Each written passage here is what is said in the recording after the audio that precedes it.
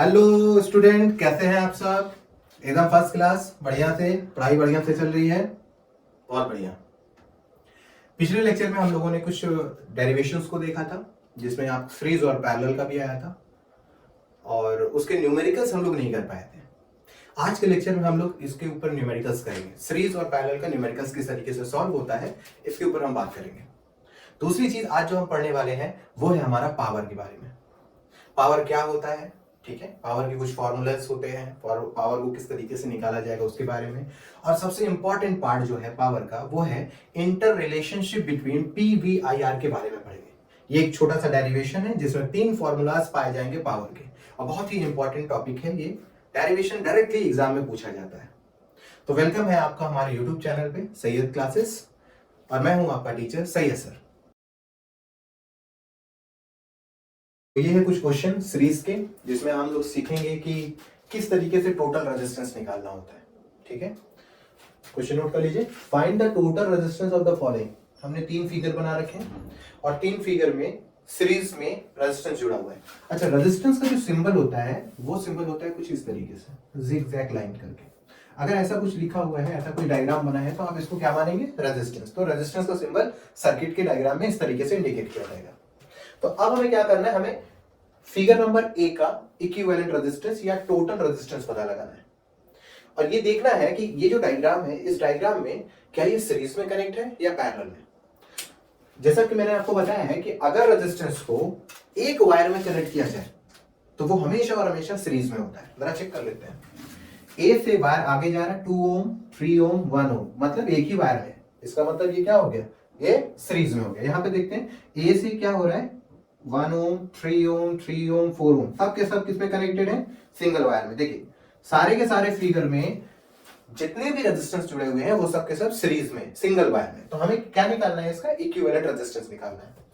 तो equivalent resistance एक अगर निकालने जाए तो इसका फॉर्मूला होता है सीरीज के लिए, R equivalent is equal to R1 plus R2 plus R3 dot dot dot. अब जितने रेजिस्टेंस की हमें जरूरत है, ऐसे ही हम R4 R5 R6 लगाते जाएंगे फिगर में जितने की जरूरत है।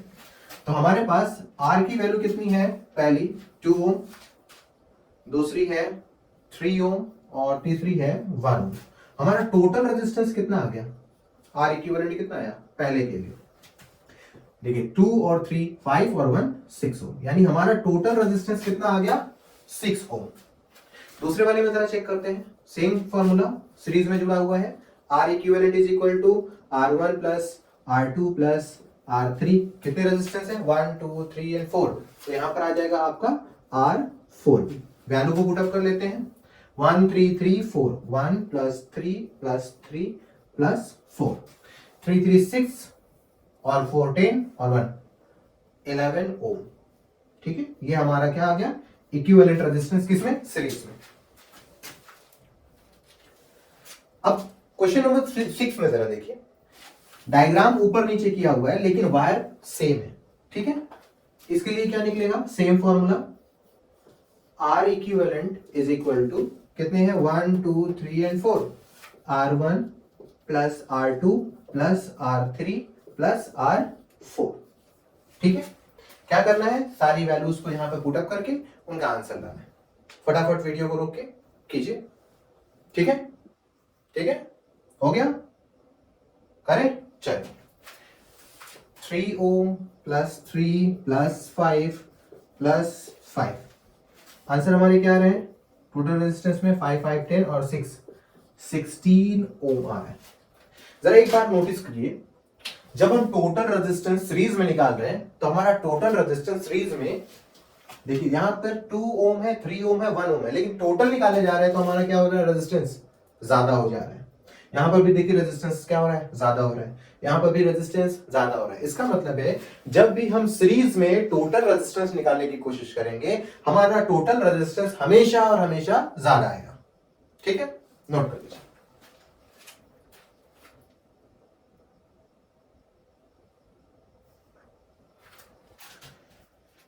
तो अब हम पैरेलल रेजिस्टेंस का इक्विवेलेंट रेजिस्टेंस देखेंगे। सेम प्रोसेस में वो भी सॉल्व होगा। इसके लिए अपना एक फॉर्मूला होता है, और वो फॉर्मूला है हमारा 1 upon R equivalent is equal to 1 upon R1 plus 1 upon R2 dot dot. अब देखिए इसमें क्या होता है कि ये हो गया हमारा जंक्शन, यहां से वायर क्या हो रहा है, दो हिस्सों में डिवाइड हो रहा है। अगर दो हिस्सों में डिवाइड हो रहा है इसका मतलब ये क्या हो गया, पैरेलल में पाया गया। अब हमें क्या लगाना है यहाँ पे, पैरेलल का फॉर्मूला। चलिए पहला फॉर्मूले में क्या अप्लाई करें, 3 ओम है 6 ओम है, तो हम लोग 1 अपॉन आर इक्विवेलेंट में लिखते हैं 1 अपॉन R1 की जगह पर 3 प्लस 1 अपॉन R2 की जगह पे 6। इनका लेना होगा एलसीएम, और एलसीएम में आएगा 6, इनका एलसीएम कितना आएगा 6, जो कॉमन में है 6 आ जाएगा। 6 अगर 3 का टेबल पढ़ा जाए तो 3 2 से 6, 2 1 जा 2 प्लस 3 6 1 जा 6 और 1 1 जा 1, ठीक है। 1 अपॉन आर इक्विवेलेंट, अब 1 अपॉन आर इक्विवेलेंट की वैल्यू आ रही है कितनी, 3 अपॉन 6। हमें 1 अपॉन आर इक्विवेलेंट की वैल्यू नहीं चाहिए, हमें चाहिए आर इक्विवेलेंट। तो हम क्या करते हैं, आर इक्विवेलेंट इसका रेसिप्रोकल कर लेते हैं, तो आर इक्विवेलेंट नीचे से ऊपर चला जाएगा, तो इनका जो वैल्यू है ये भी, इनका भी रिवर्स हो जाएगा। तो इस तरीके से हम लोग इसको काटेंगे और आंसर आएगा 3 2 6, और आर इक्विवेलेंट हमें क्या मिल जाएगा, 2 ओम। ठीक है, ये क्वेश्चन है बी। इसमें 3 रेजिस्टेंस हमने लगा के दिए हैं, एक बार ट्राई कीजिए इसको। ठीक है, अब जरा ध्यान से देखिए, यहां पर 3 है, यहां पर 6, दोनों जुड़े हुए हैं पैरेलल में। 3 और 6 देखने में नंबर बड़े हैं, लेकिन हमने जब इक्विवेलेंट रेजिस्टेंस निकाला तो हमारा आंसर कितना आया, कम, यानी पहले से हमारा आंसर कम आ रहा है। इसका मतलब जब कोई भी इक्विवेलेंट रेजिस्टेंस पैरेलल में निकाला जाएगा तो आंसर हमेशा क्या आएगा, कम। इसका मतलब हो गया कि रेजिस्टेंस पैरेलल में हमेशा क्या देता है, इक्विवेलेंट कम देता है वैल्यू। ठीक है, ये आपके लिए है। ठीक है, इसे आप कर लीजिए, सेम प्रोसेस में होगा। R1 R2 यहां पर आपको क्या करना होगा, R3 R1 R2 की जगह पे 2 4 और 6 लग के एलसीएम लेना है। ठीक है, नोट कर लीजिए।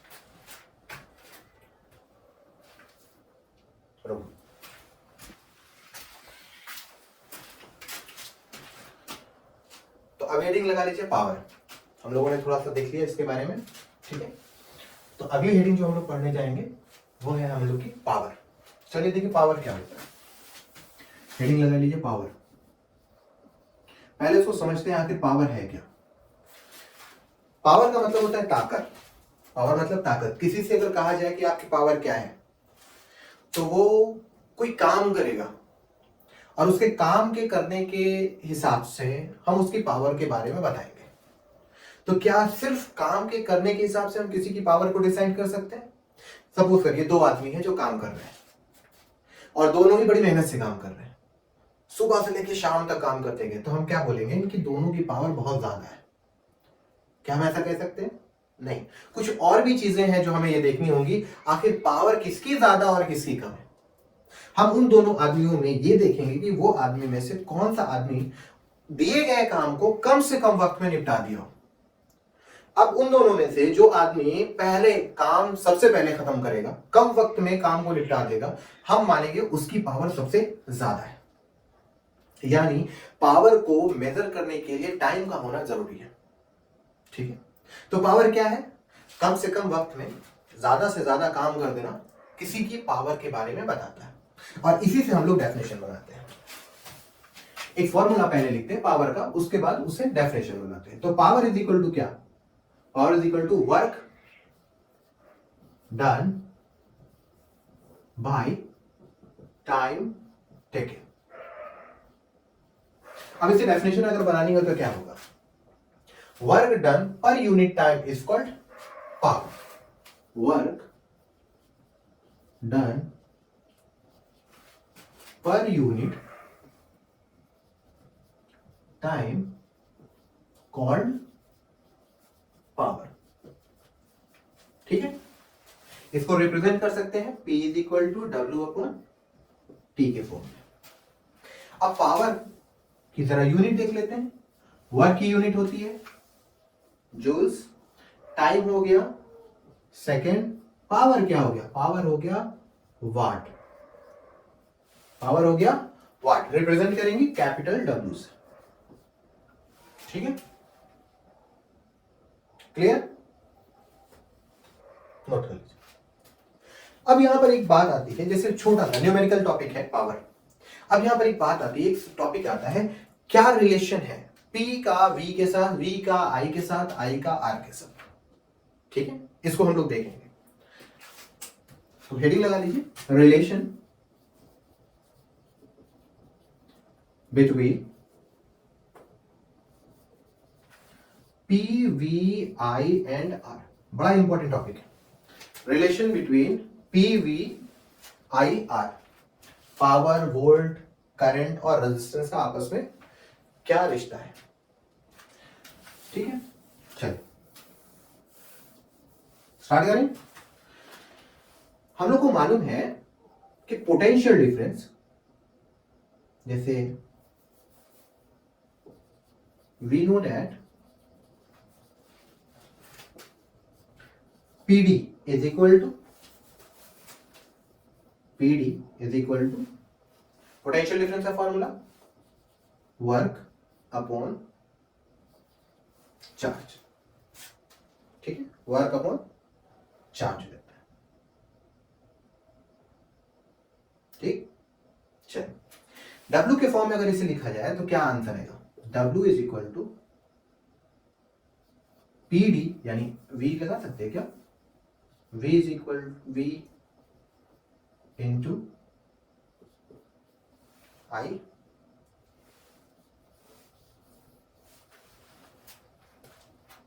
नोट कर लीजिए।